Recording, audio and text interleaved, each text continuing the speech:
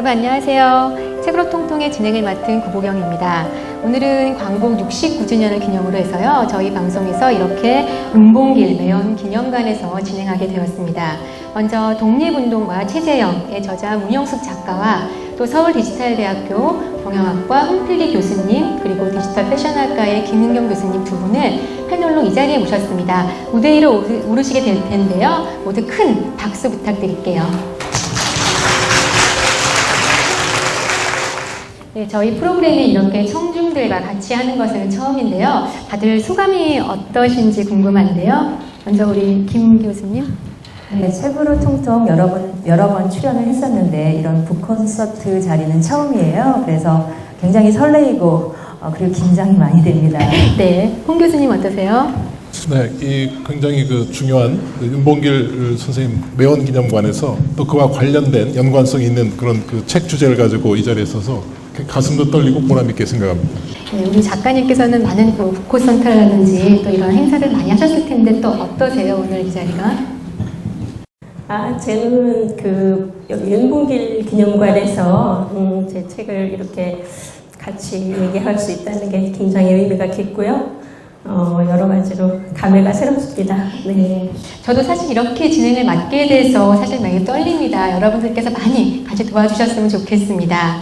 먼저 우리 작가님께요. 사실 책을 출간하시고 나서 워낙 왕성한 활동을 하시고 계시지만 많이 바쁘셨을 것 같아요. 우리 관객들께 그래도 이 독립운동가 최재형 책에 대해서 간단히 소개 좀 해주세요.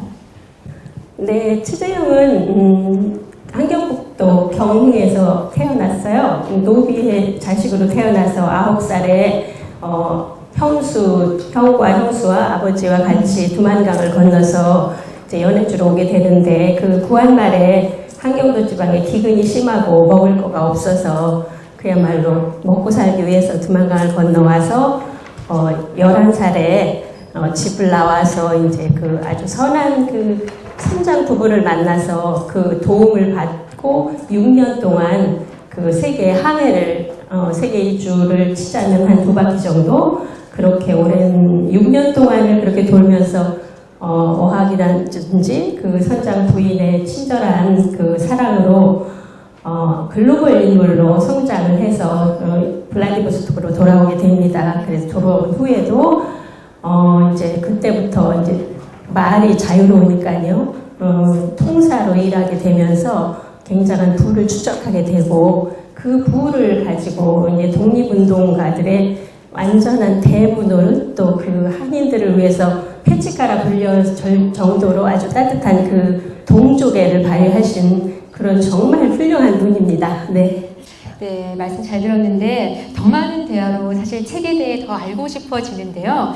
그렇다면 우리 두 분 패널 교수님들께서는 책을 또 어떻게 읽으셨는지 궁금한데요. 먼저 홍 교수님부터. 네, 여기에 우리 조상님들께서 춥고 배고프고 진짜 먹을 게 없어서 나라를 떠나야 됐던 그런 아주 정말 비참한 상황에서의 한 인간의 역정도 보게 되고 또 그 와중에서도 자기 가족이나 자기의 성전뿐만 아니라 집단들, 우리 민족들, 국가들을 생각을 해서 생각도 하고 실천도 하고 또 후배들을 위해서 교육도 하고 이런 훌륭한 분들 덕택에 우리가 좀 앉아 있는데 또 지역적으로는 저희들이 미국이나 일본은 많이 알지만 이쪽 지역에는 저희들이 익숙하지가 않은 세대입니다. 그래서 이런 훌륭한 분을 소개를 받을 수 있는 알게 되는 그런 아주 귀중한 계기도 되었고 또 그쪽 역사나 지리에 대해서도 이 아주 재미있는 또 소설 형식을 통해서 알게 된 아주 뜻깊은 그런 시간을 저는 가졌습니다. 우리 김은경 교수님 어떠셨어요? 네, 저는 전공이 패션이다 보니까 사실 너무 창피한 이야기지만 역사, 특히 한국사에 별 관심이 없었어요. 그래서 처음에 이 책을 받았을 때 살짝 난감하더라고요. 게다가 독립운동가 최재형은 많이 낯설잖아요. 그래서 제가 오늘 이 자리에서 과연 무슨 이야기를 할 수 있을까 걱정을 많이 했는데 책을 읽어보니까 대한제국에서부터 일제강점기까지의 우리의 뼈아픈 역사가 한 번에 정리가 되더라고요. 예, 그래서 저는 오늘 이 자리를 통해서 그동안 좀 소홀하게 생각했던 우리의 근현대사를 배워보는 자세로 임하려고 함께하게 되었습니다. 네, 더더욱 더 흥미가 좋아지는데요. 사실은 독립운동가 하면 우리나라에서도 사실 저도 안중근 의사, 유관순 열사 이렇게 떠올리게 되는데 이렇게 또 최재형 선생님에 대해서 특별히 작가님께서 선택하게 된, 소재를 쓰게 된 계기가 있으셨는지 궁금합니다. 사실은 저도 최재형이라는 그 선생님을 전혀 몰랐어요. 네, 뭐 역사 교과서에 나오지도 않고.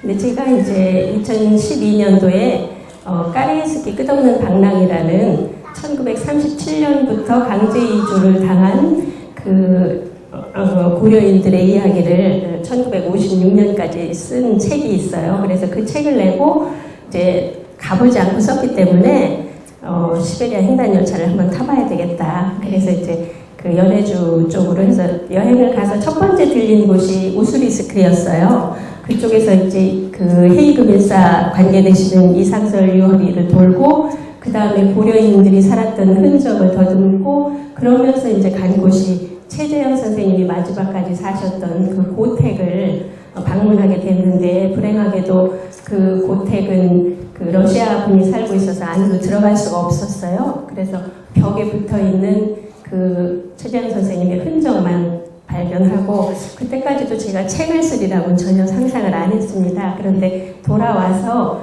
동북아 평화연대를 통해서 또 이제 그 자막회를 하시는 정말 훌륭한 그 이사장님을 비롯해서 그분들의 그런 걸 보고 이제 최재형이 과연 어떤 인물인가, 제가 또 역사 속의 인물들을 주로 쓰고 있으니까 좀 이렇게 조사를 했는데 정말 이렇게 훌륭한 분이 있다는 걸 정말 놀랐어요. 그래서 정말 알려야 되겠다. 이거는 제가 자라나는 아이들의 롤모델이 될 수도 있고 이런 어른이야말로 우리가 몰라서는 안 되겠다. 그런 사명감이 들었습니다. 네. 아마 우리 두 분 교수님들께서도 읽으시면서 굉장히 또 몰입하셔서 열심히 읽으셨다고 하셨는데요. 분명히 저자분을 만나면 이거는 꼭 한번 물어봐야 되겠다. 아니면 책을 읽으면서 궁금했던 점이 있으셨을 것 같아요. 같이 한번 각자 질문 좀 해주세요. 저는 그 카레이츠키 2, 3세대들이 쟤들이 모르는 건 이제 좀 부끄럽게 생각하고 또 작가님께서도 이렇게 우연히 발견하게 돼서 이 글을 쓰게 되셨는데 이렇게 훌륭하신 분들에 대해서 그러면 그 거기에 살고 계신 우리 동포들 2, 3세대들이 이 최재형 선생님에 대해서 어느 정도는 알고 계신지 그게 굉장히 궁금했습니다. 그분들이 알고 계신데 우리만 모르고 있었던 건지 아니면 우리 전체가 우리 여기에 국내에 있든 아니면 그 러시아 그쪽에 사시던 분이든 그 훌륭한 분을 모두 잊고 있었던 것인지 그게 궁금해서 질문을 한번 드려봅니다. 네, 그 최재형 선생님의 친손자가 현재 모스크바에 살고 계십니다. 최왈렌진이라고. 그리고 이제 강제 이주를 입은 후손들이 1937년에 중앙아시아로 가면서 스탈린에 의해서 우리 말, 우리 글을 전혀 쓸 수 없게 했거든요.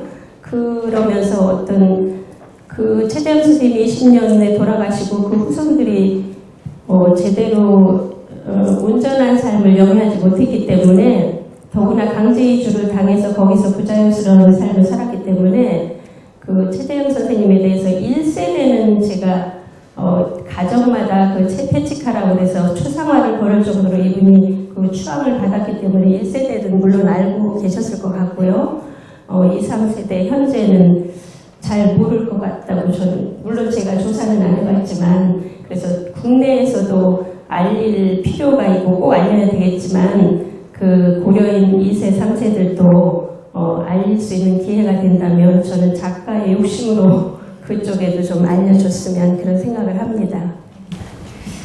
우리 김 교수님 질문. 문영숙 작가님의 그 까레이스키 끝없는 방랑에서는 37년 그 강제 이주 시점에서부터 56년까지 고려인의 고난과 역경을 그려내셨고 또 이번 독립운동가 최재형에서는 러시아 한인 이주 초기에서 이재용 선생님이 순국하신 20년까지의 이야기가 담겨져 있고 또 앞으로는 그 56년 이후에서부터 지금까지의 그 고려인들의 이야기에 대해서 글을 쓰고 싶다 이런 말씀을 책에 하셨더라고요. 그래서 처음에 이 러시아의 한인 이주자에 대해서 관심을 갖게 된 어떤 특별한 계기가 있었나 이게 궁금했습니다.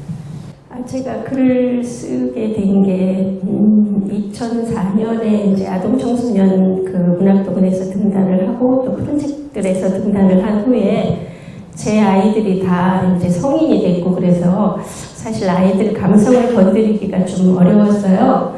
그래서 이제 이런 역사 쪽에 눈을 돌리고 있다 보니까 되게 아픈 역사에 자꾸 시선이 가더라고요. 그래서 이제 일제강점기라든지 그 1033명이 정말 멕시코에 그 기민으로 팔려간 그런 사실, 그런 그때 글을 쓰면서 이제 TV에서 그 고려인들을 찾아가서 아시아인 너군가요?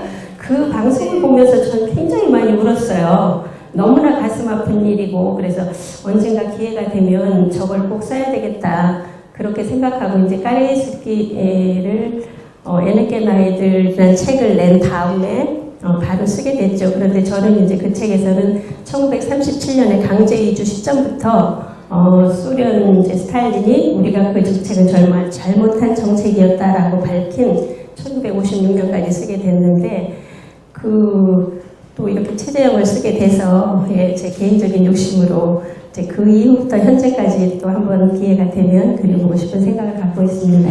네, 또 우리 두 분 교수님이요. 이제 전공 분야가 다 계신데 또 그 전공 분야 아니면 전문 지식 어떤 새로운 관점을 가지고 또 이 책을 또 바라보셨을 것 같아요.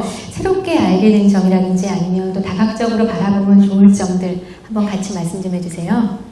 네, 여기 방청객분들 중에서 이제 저들보다 훨씬 더 오래 사시고 가치 있게 사신 분들이 많은데 저도 이제 50년대생, 6.25 전쟁 끝나고 조금 있다 태어난 생이기 때문에 어느 정도의 고통, 그리고 배고픔의 고통, 보릿고개 이런 게 현실적으로 저도 인식이 되는 세대인데 그 와중에서 자기의 삶이나 경제, 경영 활동이나 가장 중요한 것은 사실 시간인데 시간이 없이 아무리 돈 쌓아놓고 정치 안정돼도 개인적으로는 그 가치 없는 것이기 때문에 시간인데 그런 개인의 인생을 거의 자기 생존, 가족, 민족, 국가를 위해서 아주 거리낌 없이 쓸 수 있는 그런 자세들이 기업 경영이나 국가 경영에 들어오면 거기에서도 굉장한 효과를 볼 수 있지 않을까. 그래서 지금 우리 국내외 정세 같은 경우에 각 국민이나 정치가나 기업이나 또 외교를 담당하는 분이나 군인이나 누구나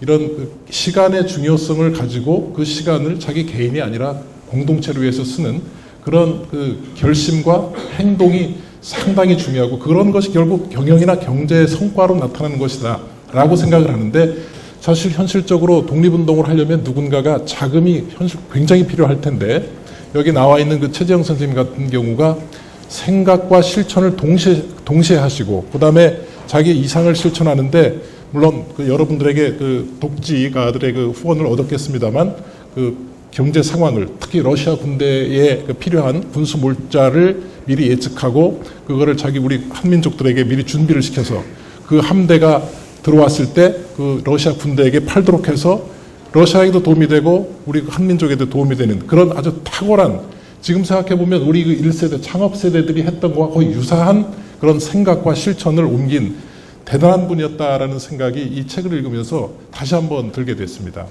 네, 오늘날 어떻게 보면 사회적 기업가의 역할 그런 모범도 한번 보여주는 거라고 생각이 드는데요. 우리 패션을 전공하신 김은경 교수님은 어떠셨어요? 새롭게 알게 된 부분이야 물론 최재형 선생님이 항일 투쟁에 숨은 조력자였다라는 것이 굉장히 흥미로웠고요. 또 다른 한 가지는 그 시절에는 그저 배고픔만 해결하면 될 것 같다라고 저는 생각을 했었는데 얀치에로 돌아온 최재형 선생이 상트페테르부르크에서 봤던 그 아름다운 도시를 상상하면서 문화, 휴식, 공원을 만들었다는 점이 문화예술을 전공하는 제게는 굉장히 신선하게 다가왔습니다. 네, 아마 또 책으로 다시 돌아보면요. 책을 읽으면서 저도 아까 김 교수님께서 말씀하셨지만 한국의 또 근대사를 정말 잘 또 이해할 수 있었던 계기가 되었는데요. 그만큼 아마 작가님께서 자료조사가 굉장히 많이 또 성실하게 열심히 하셨구나 라는 생각을 했습니다. 책을 쓰시면서 분명히 어려웠던 점도 있으셨을 거고 또 이런 자료조사를 어떻게 하셨는지 궁금한데요. 말씀 좀 해주세요. 각 대학에 계신 교수님들이 이제 현재 가서 수교가 이루어진 뒤로요. 많이 조사를 하셔서 그런 걸로 픽션으로 낸 자료가 있고요. 또 저는 농담으로 인터넷 세상에 태어나지 않았으면 난 작가를 못했을 거야.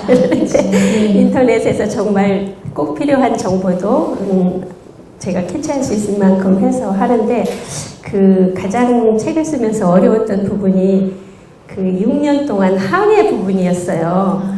네, 그때는 이제 북해 항로가 아직 개설이 되지 않았다고 그래서 블라디보스톡에서 떠나서 동남아를 거쳐서 인도양을 지나서 그 남아프리카 케이프타운을 지나서 유럽을 거쳐서 상트베르크까지 가는 그 과정이 그때 당시에 그 지명도 지금하고 달랐을 거고요.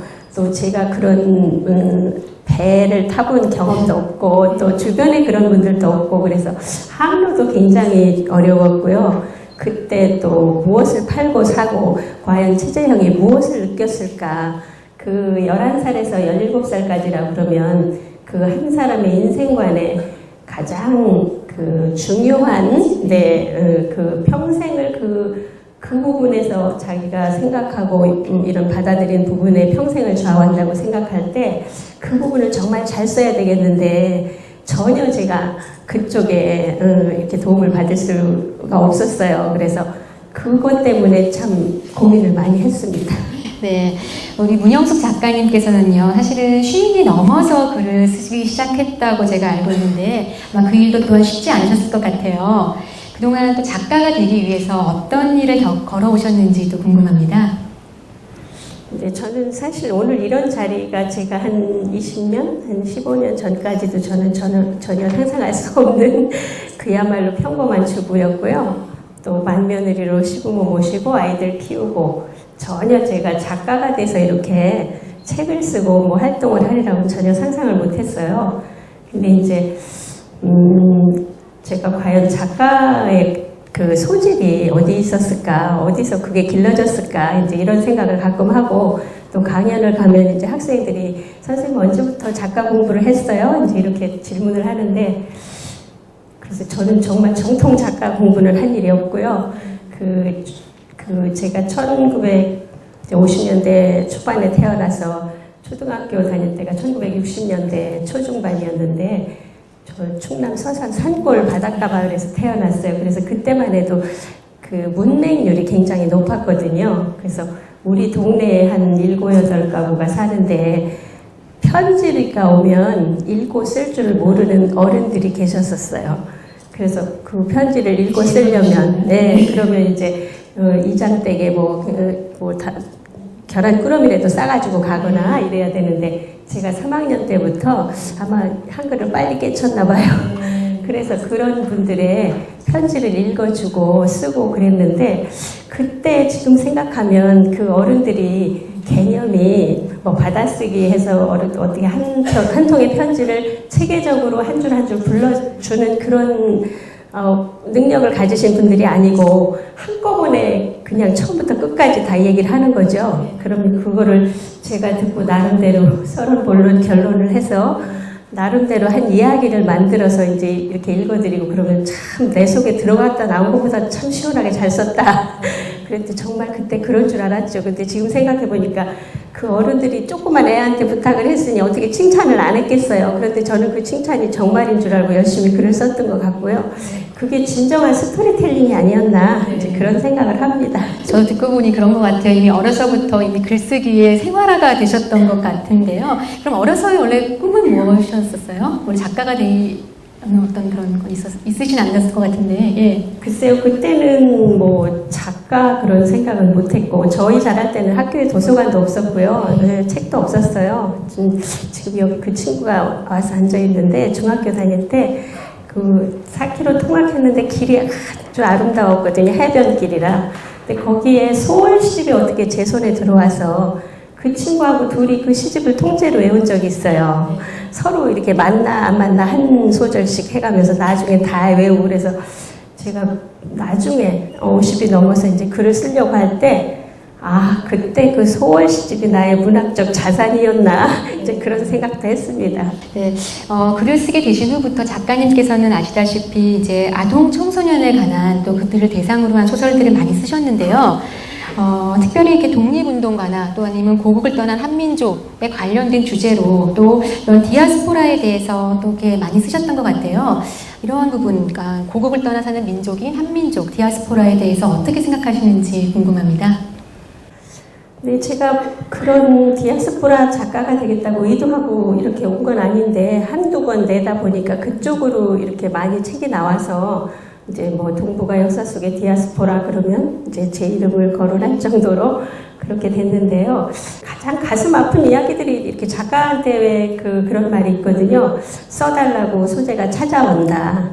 근데 저도 이제 그런 게 아니었을까. 쓰다 보니까 이제 자연히 강제징용이나 또 그렇게 팔려간 그런 거나 또 북한의 꽃잼이나 뭐 이런 게 자꾸 저한테 이렇게 이런 걸 써달라고 오르는 게 아닌가 그런 생각이 듭니다. 네, 우리 교수님들의 생각도 궁금해요. 평소 생각하시는 어떤 독립운동가 아니면 이런 한국인 한민족 디아스포라에 대해서 또 어떻게 생각하시는지 말씀 좀 해주세요. 먼저 뭐 교과서에서 나오는 많은 분들이 훌륭한 분들이 계신데 저는 평상시에도 그 만해 한영운 그 스님을 굉장히 존경할 만한 분 중에 하나라고 생각하고 있습니다. 그 이유는 우리 독립운동가 그러면 그냥 그 투쟁하고 뭐 그 일직선으로 가고 이런 것만 생각하는데 아무리 독립운동가도 사람이기 때문에 밤 생활이 있고 낮 생활이 있고 아침 저녁 생활이 있고 먹는 생활이 있고 투쟁하는 생활이 있는데 그런 그 이성, 감성 이런 것들이 조화를 잘 이루고 말과 실천, 그다음에 기계, 지조 이런 거를 두루두루 갖춘 분으로서 개인적으로 좀 존경하는 그런 독립운동가이고요. 디아스포라는 저는 두 가지로 생각을 합니다. 하나는 강제적으로 디아스포라가 생긴 거죠. 저기 지금 매원 기념관에 저기 써 있듯이 장부 출가 생불환이라고 저기 써 있는 것이 스스로 뜻을 이루기 위해서 나가서 자기가 안 돌아오는 그런 그 디아스포라가 있을 것이고 나는 여기서 살고 싶은데 먹고 살 게 없고 그다음에 외국 사람들이 그 침범해서 여기 살 수 없으니까 우리 어릴 때 제 기억이 납니다만 북한도라는 그 드라마도 있었듯이 그 정말 춥고 먹고 살 게 없어서 할 수 없이 타이에 나가서 비참하게 살고 그 결과 뿔뿔이 흩어진 그런 디아스포라는 다를 거라고 생각이 드는데 다행스럽게 우리 작가님께서 특히 그 우리 한민족 디아스포라는 국제적으로 얘기하면 유태인이나 뭐 이스라엘 이런 것들만 얘기를 하는데 우리도 그런 역사를 많이 가지고 있다고 생각을 하고 또 그 뭐 일본, 미국 이런 선진국 잘 사는 나라에 간 것들은 그렇게 디아스포라는 관점을 심각하게 안 생각하지만 이 그 시베리아나 뭐 연해주 그다음에 우리 중국 지역 그런 데는 상대적으로 우리 경제 이해관계가 없으니까 우리가 좀 지나치게 약삭빠르게 아니면 경제적인 관점에서만 우리 그 민족들을 대한 것이 아닌가 하는 그런 측면이 있고요. 또 하나는 그 해외에 떨어진 그런 디아스포라도 있지만 내부적으로 저는 경제학적인 측면에서 보면 그 시골에서 편안하게 부모님하고 살고 싶지만 먹고 살 게 없으니까 할 수 없이 서울로 가야 되고 할 수 없이 저들 시대에 소위 말하는 그 속어로 공돌이 공순이 누가 되고 싶었겠습니까? 그래서 공돌이 공순이가 되고 같이 1년에 한두 번이라도 가족들하고 같이 만나려고 해도 참 어렵고 지금은 바쁘다고 그래서 학원을 간다고 그래서 그 조상들 묘소도 잘 못 가는 이런 것들도 우리 스스로 만든 그런 내부의 디아스포라가 아닐까. 그래서 이런 것들을 어떻게 좀 개선할까. 서울 근처에 살고 싶어도 집값이 비싸니까 또 싼 값으로 이렇게 흩어지는 이것도 우리가 슬프게 생각해야 되는 꼭 우리가 시베리아, 뭐 만주, 연해주 이런 것뿐만 아니라 우리 내부에서도 디아스포라의 긍정적인 그런 자발적인 디아스포라와 하고 싶지 않은데 할 수 없이 떨어져 사야 되는 그런 디아스포라 이런 것들을 잘 아우러서 내적으로나 외적으로 좀 좋은 사회를 만드는 그 계기가 됐으면 좋겠다 이런 생각을 해봤습니다. 네, 오늘날 현실과 어떻게 같이 적용을 해서 굉장히 의미 있게 말씀해 주셨는데요. 우리 김은경 교수님 어떠세요? 네, 저는 뭐 솔직하게 말씀드려서 평소에 별 관심이 없었지만 독립운동가 하면은 지금 우리가 윤봉길 기념관에 나와 있지만 네, 윤봉길 의사가 가장 기억에 남죠. 계몽운동의 앞장을 서시다가 이제 계몽운동의 한계에 이르렀을 때 중국 망명의 길을 선택을 하시는데 중국 망명을 하는 도중 그 청도에서 어머니에게 보낸 서신이 있는데 그게 굉장히 감동적이어서 제가 좀 적어봤거든요. 한번 읽어주세요. 읽어드릴까요? 네. 보라, 푸른 꽃이 피고 나무는 열매를 맺습니다. 만물의 영장인 사람, 저도 이상의 꽃이 피고 목적의 열매가 맺기를 자신합니다. 그리고 우리 청년 세대는 부모의 사랑보다도 형제의 사랑보다도 처자의 사랑보다도 한층 더 강의한 사랑이 있는 것을 각오하였습니다. 네, 이런 감동적인 편지였는데 여기서 그 윤봉길 의사의 민족애를 느낄 수가 있었고 또 우리의 젊은 시절을 한번 되돌아보게 하는 힘이 있다 이런 생각을 해봤습니다. 네, 좋은 말씀 감사합니다. 책을 보면 이 독립운동가 최재형은 다른 누구보다도 참 용맹한 그리고 영웅이었다는 생각이 드는데요. 사실은 이 최재형이 되기까지 아마 주변에 많은 도움을 받았었을 것이고 또 많은 영향을 받았을 것이라 생각합니다. 분명히 주변에 도움을 많이 받았을 텐데 우리 세 분께서는 그래도 누구가 가장 큰 도움을 줬다고 생각하시는지 뭐 개인적인 의견도 괜찮고요. 한번 같이 나눠보면 재밌을 것 같아요. 우리 홍 교수님 어떠세요? 뭐 이 소설을 읽으신 분들은 다 아시겠지만 그 선장부가 일단 그 외형적으로 가장 많은 도움을 줬는데 여기 아마 작가님께서 일부러 그렇게 의도를 하셨는지 모르겠습니다만 역경을 주고 자기를 미워하고 또 단합도 잘 안 되고 또 비참한 모습을 주음으로 인해서 자기를 이렇게 분발하도록 하는 그리고 역경을 긍정적으로 다시 치환시키는 바꾸는 그런 모든 그 여건들 사람들을 이 최재형이라는 분을 만드는 것으로 이렇게 구성되지 않았을까. 그러나 하여튼 객관적으로 보면 선장 부부가 직접적으로 큰 도움을 주지 않았을까. 이렇게 그렇죠. 가장 결정적인 역할을 했을 것 같은데요. 우리 김 선생님은 어떠세요? 네, 물론 형수 때문에 집을 나섰고 그다음에 선장 부부를 만나는 천운이 따랐고 그래서 학교도 다니고 또 견문을 넓힐 수 있었지만 저는 그 무엇보다도 그 가난함과 그리고 무지함으로부터 벗어나고픈 자기 자신과의 싸움에서 이겨낸 게 아닌가 이런 생각이 들었고요.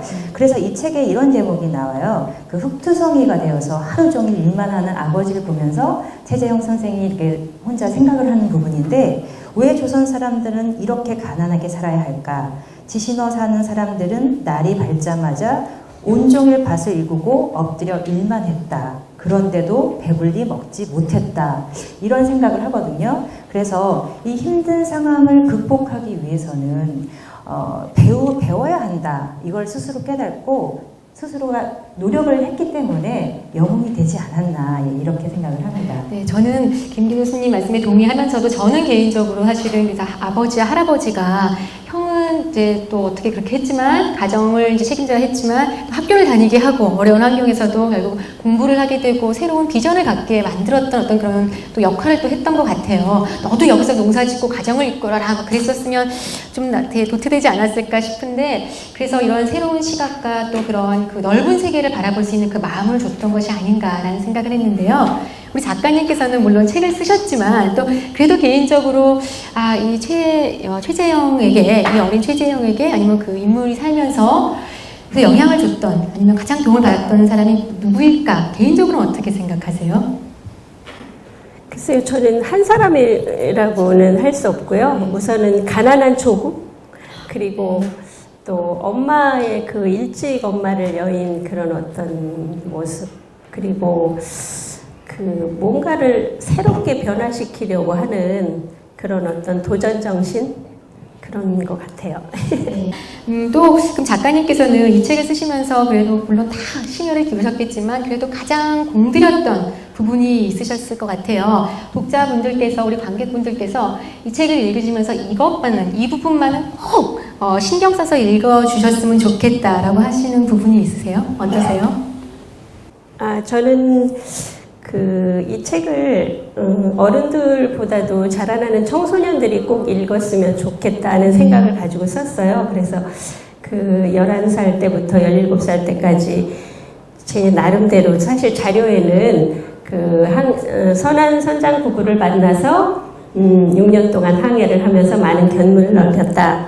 이 정도지 뭐 전혀 알 수가 없으니까요. 그리고 너무나 안타까운 거는 그 선장 부부의 이름이 누군지 또 어디 살았고 뭐 이런 게 전혀 없어요.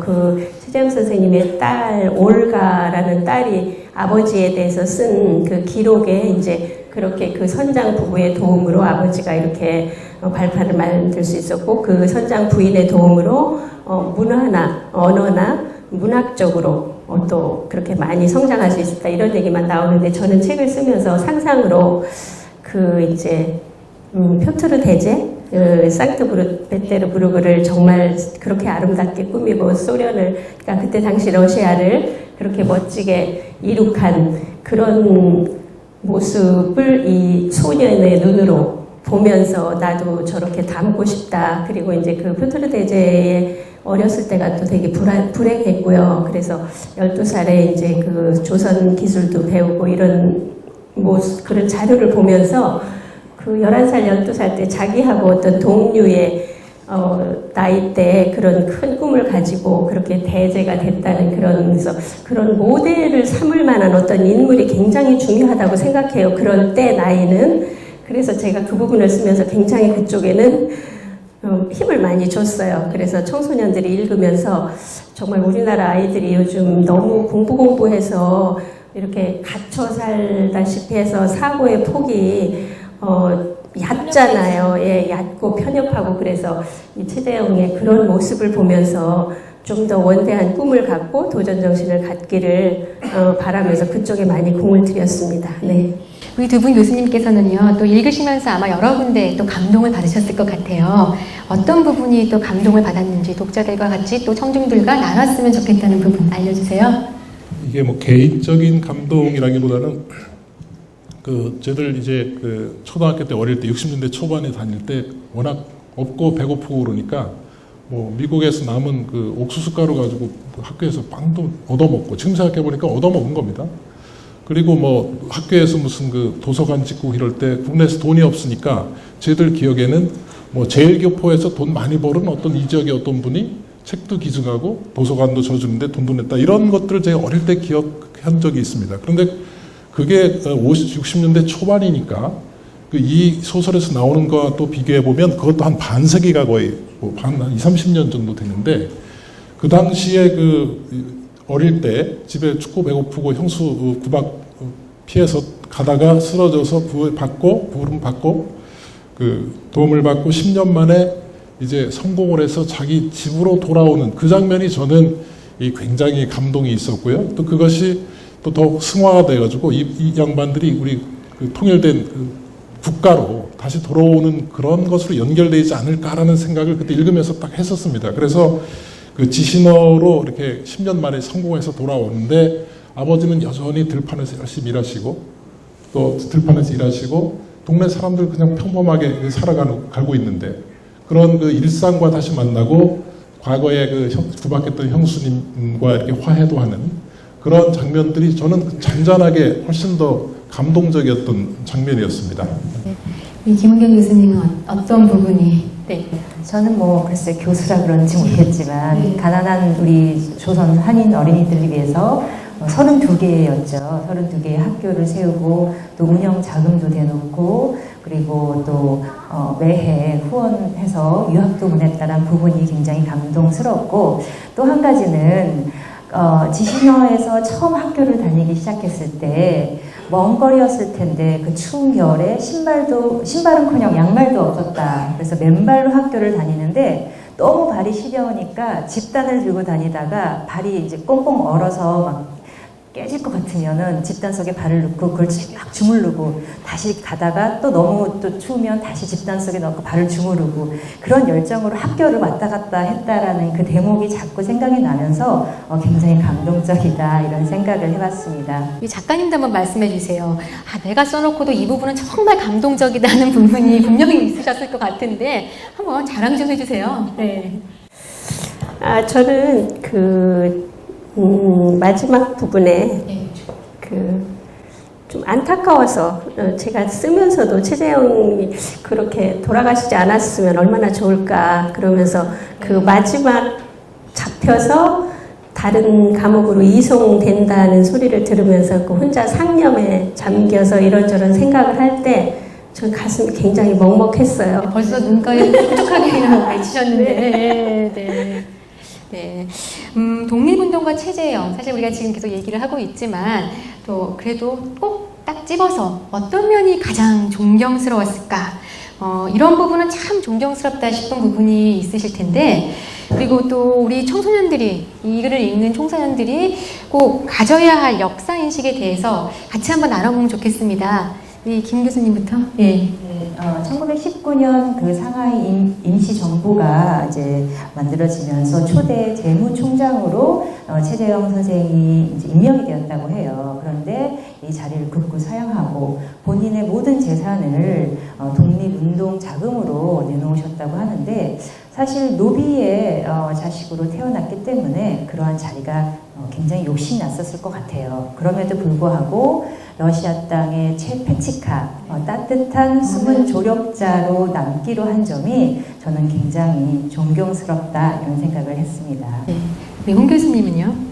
저는 저 이런 분이 됐으면 좋겠다는 희망을 가져요. 그러니까 과거도 있지만 과거보다는 미래를 계속 또 생각을 하고 그다음에 현실과 이상이 있는데 국가를 잘 독립시키기 위해서 또는 애들 교육시키기 위해서 좋은 소위 말하는 서생 같은 그런 유형이 아니라 이것을 실현하려면 어떻게 그럼 돈을 만들어야 되느냐. 그래서 이상과 수단, 현실, 수단, 방법 이런 것들을 잘 조화시키는 것. 그 다음에 나와 나의 가족도 잘 부양하고 따뜻한 가슴을 가졌지만 나뿐만 아니라 남들까지 확대해 나가는 이런 공간적으로 보면 나와 남 그리고 이상과 현실 그리고 과거와 미래에서 미래지향적인 이런 인간형이라면 내가 굉장히 닮고 싶고 누구라도 저보다 나이가 한 30살이 어려도 굉장히 존경할 만한 사람이고 배우고 싶은 만한 사람이다라는 생각이 들고요.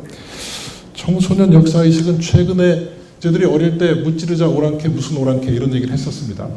근데 그런 나라의 최고 정치 통수권자가 우리나라를 먼저 방문을 하고 그리고 우리랑 가까웠을 거라고 생각했던 어떤 나라들은 또 나름대로 살 길을 찾아서 이리저리 합종연횡하고 이런 거를 생각해 보면 과거에 주어졌던 그런 역사의식을 그대로 받아들여서 좁은 세계를 보지 말고 100년 전, 200년 전 그리고 지금 현재에서도 바깥에 있는 사람들은 또 어떻게 우리를 보고 어떻게 변할 것인지 관점을 다양하게 갖고 그것을 배우기 위해서는 옛날에 어떻게 우리 조상들이 살았고 우리가 모르는 이런 최재형 같은 분들께서 어떤 노력을 하셨는지 이런 것들을 아는 것이 앞으로 우리 저희들 세대뿐만 아니라 우리 다음 세대들이 황당한 사건을 또 당하지 않는 우리 100년 전에 당했던 그런 상황을 당하지 않는 아주 기본적인 그런 지식과 태도라고 생각을 해서 이런 내용들을 그런 모든 분들에게도 좀 권장하고 싶습니다. 우리 역사를 바로 알아야 앞으로 다가갈 미래에 더욱더 긍정적으로 그리고 더욱더 적극적으로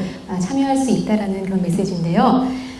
책 사실은 이 독립운동 관련된 이야기는 다큐멘터리나 또는 기록 영상으로는 우리가 쉽게 접할 수 있지만 사실은 어떻게 보면 이걸 또 영화나 또 드라마로 본다면 더욱더 재미있는 또 새롭게 또 그리고 많은 분들이 공감을 할 수 있을 것 같아요.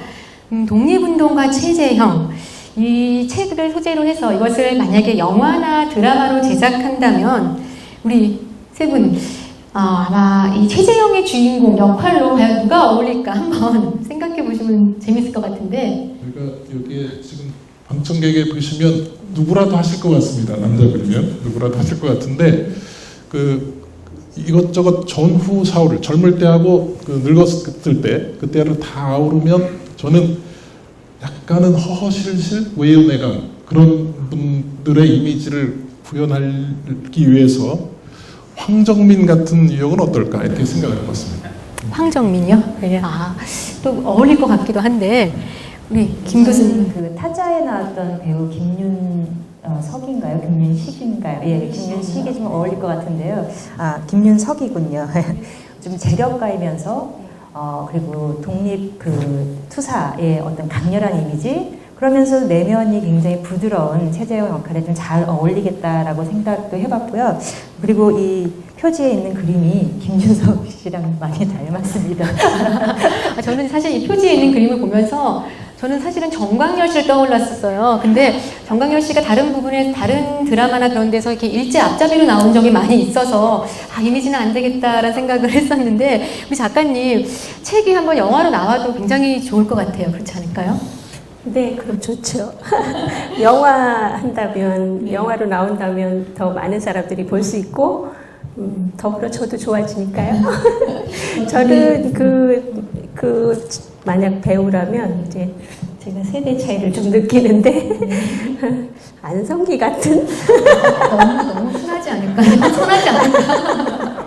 아주 부드러우면서 아는 강하고, 딸 수기에 보면, 누구나 쉽게 찾아가서 말을 걸고 누구나 이렇게 편하게 대해줬다 그런 말이 나와요. 그런 배우가 누굴까 생각했는데 작가님이 좋아하는 배우를 얘기하시는 건 같은데 안성기도 괜찮을 것 같은데요. 잠깐 한번 우리 재미있는 같은 그 분위기 한번 만들어 봤고요. 책을 읽으면서 감동적이거나 또 인상 깊은 문장에 아마 우리 두 분 교수님께서 밑줄을 좀 치면서 아마 읽으셨을 거예요. 교수님들의 낭낭한 목소리로 우리 관객들에게 같이 한번 나눠주세요.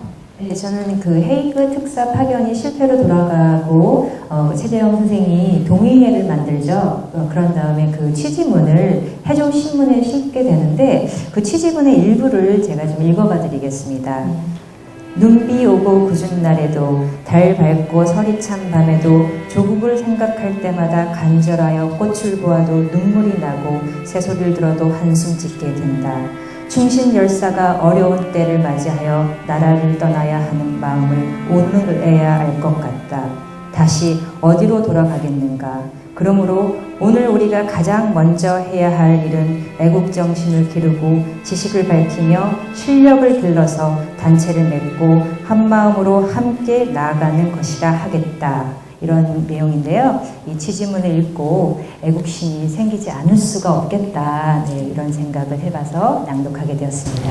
네, 우리 홍 교수님은 네, 저는 아까 감동적인 장면이라고 말씀드렸는데 그와 비슷합니다. 자기 가족이나 이웃에 대한 연민. 그리고 여기 계신 분들도 유사한 경험이 있으실 텐데 고향을 떠나서 한 20년 만에 가보면 젊었던 아저씨가 노인네가 되고 나한테 잘해줬던 아주머니가 호백발 할머니가 되고 같이 놀았던 친구가 이미 그 민머리가 허옇게 되고 또 잘 알아보지 못했던 5살 배기 조카가 헌원장부 청년이 돼 있고 이 꼬마 같던 애가 코 질질을 흘리던 애가 결혼한다고 이렇게 새색시가 돼 있고 그런 것들이 우리 삶의 일부이고 그런 그 흐름이 잘 되도록 하는 사회를 만들기 위해서 안정적으로 만들기 위해서 이런 독립운동도 해야 되는 것이 아닌가 하는 그런 그 취지에서 저는 감동적인 측면이 그 아까 출세하고 나서 그 성공하고 나서 돌아온 그런 장면입니다. 한번 읽어보면 그 원래 그 자기가 살았던 데가 지신허라는 데인데요.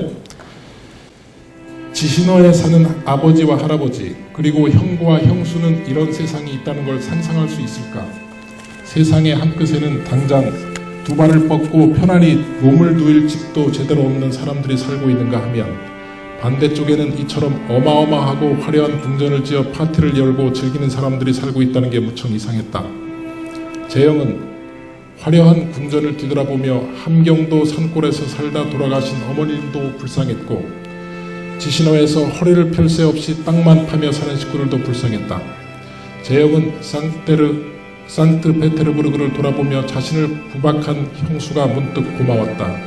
형수가 구박하지 않았다면 재영은 지신허의 삶을 세상 전부로 알지 않았을까. 배를 타고 바다를 돌고 돌아 러시아의 서쪽 끝에 와서 이런 별천지를 보게 될 줄 상상이나 했을까.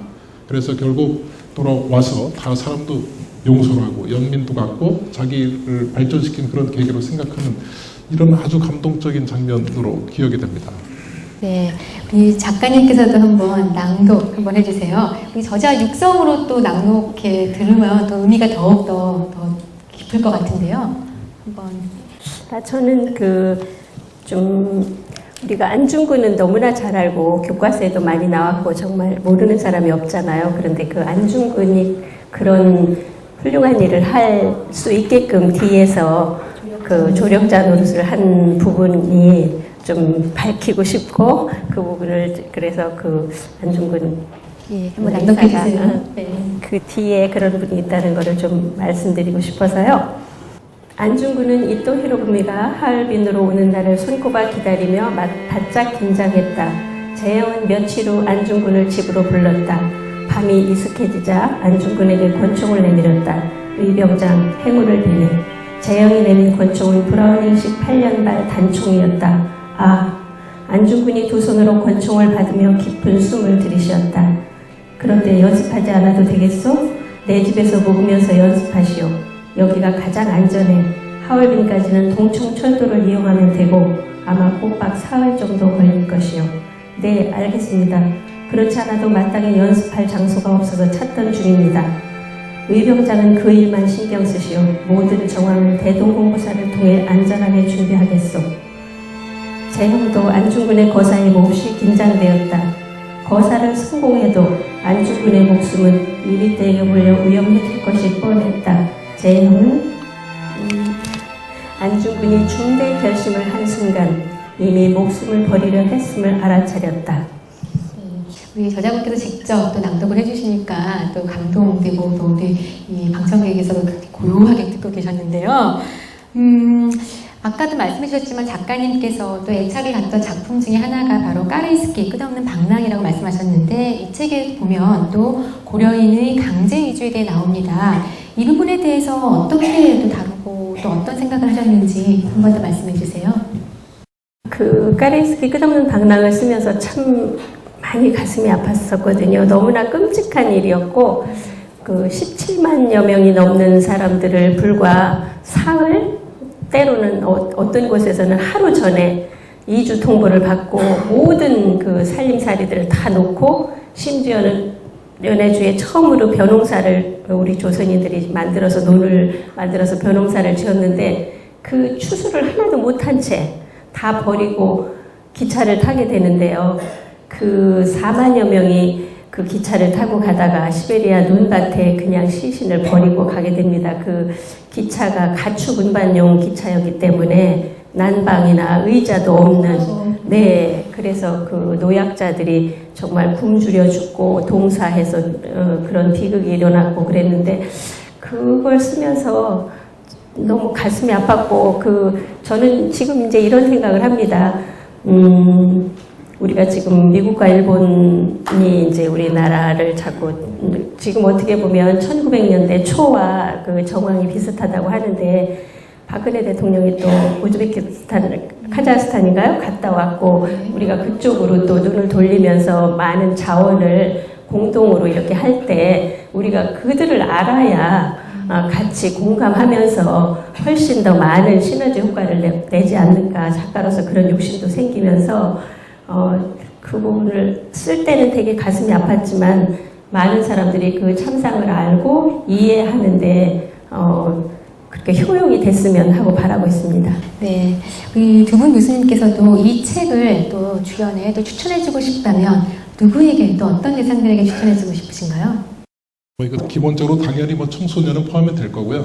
우리 그 사회에서 요새 젊은 애들은 어떻다. 우리 저희들 어릴 때도 젊을 때도 그렇게 얘기 들었는데 우리 부모 세대들이 아마 그 말과 행동으로 보여줬다면 우리 세대들도 그렇게 안 했을 것이고 저 역시나 마찬가지로 말과 행동이 다르기 때문에 우리 애들 다음 세대들도 말과 행동이 다르고 우리 마음에 안 드는 행태로 하는 것이라고 봅니다. 이런 그 시베리아나 또는 연해주의 우리 동포들이 그 고생한 역사 그리고 훌륭한 분들이 있는 것을 우리가 전해주지 않고 우리가 모르기 때문에 그 사람들이 모르는 거죠.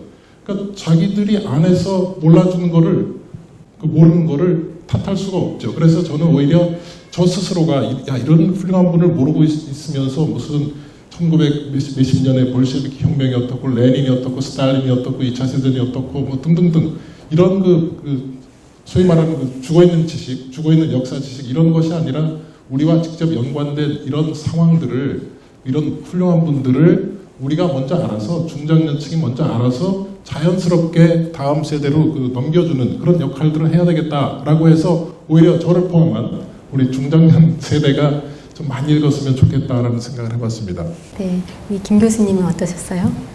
네, 제가 얼마 전에 이런 기사를 봤어요. 서울대생의 85%가 시민운동, 정치 활동을 하지 않는다. 한마디로 무관심하다라는 거였는데 그렇다면 이 시대에 우리 청춘들은 무엇에 관심이 있을까 이런 것들이 궁금해지면서 입시 지옥 속에서 오직 대학 합격만이 목적이 되어서 공부했던 학생들이 이제는 좀 큰 꿈을 품고 인생의 목표를 찾았으면 하는 바람으로 이 책을 대학 새내기들에게 좀 추천해주고 싶습니다. 네, 굉장히 좋은 말씀이신데요. 끝으로 우리 문 작가님 지금 쓰고 계신 책이나 또 앞으로의 저술 계획이 있다면 한번 말씀해 주세요. 제가 디아스포라 쪽으로 이렇게 몇 권이 쌓이다 보니까 주문이 그쪽으로 자꾸 들어와요. 디아스포라 전문 작가가 네. 되셨죠. 예. 그래서 또 그게 뭐 무조건 써달라고 그런다고 쓸 수는 없고, 제가 이런 부분은 나면 괜찮게 쓸 수 있겠다 그런 생각이 드는 게, 지금 현재 쓰고 있는 게 파도 근로자 이제 초고가 거의 마무리돼 가고 있는데요. 파도 근로자. 네, 그때 당시에 광부와 간호사들이 가서 이제 그거가 이제 지금 쓰고 있고, 앞으로 이제 위안부도 좀 본격적으로 제 소설 스타일로 다음으로 쓸 거고, 여러 가지 쓸 거는 지금 굉장히 줄 서 있습니다. 네, 역사적인 근거와 또 작가님의 상상력과 또 필력을 통해서 우리가 또 읽는 독자들이 또 거기에 몰입되고 또 새롭게 생각할 수 있었던 그런 것이 바로 책의 힘이 아닌가 싶은데요. 네, 이렇게 광복 69주년을 특집으로 해서 작가와 청중들이 함께한 우리 북콘서트로 이 온도TV 책으로 통통 한번 진행해 봤습니다. 로비 출신임에도 불구하고 신분, 또 국가, 그리고 언어의 장벽을 넘어서서 사실은 궁극적으로 민족 화합을 도모했던 독립운동가 최재형, 이 이름 석자가 우리 오늘 이 시간에 가슴 깊이 남겨지게 되는 시간이기를 바라면서요. 그 무엇보다도 더 특별했던 방송이 아니었나 싶습니다. 이렇게 바쁜 와중에도 또 참여해 주시고 이렇게 이야기 나눠주신 우리 정 작가님과 또 서울디지털대학교 두 분 교수님께 감사드리고, 또 무엇보다도 이렇게 함께해 주신 관객들께 더더욱 감사드리면서 이만 물러가도록 하겠습니다. 감사합니다.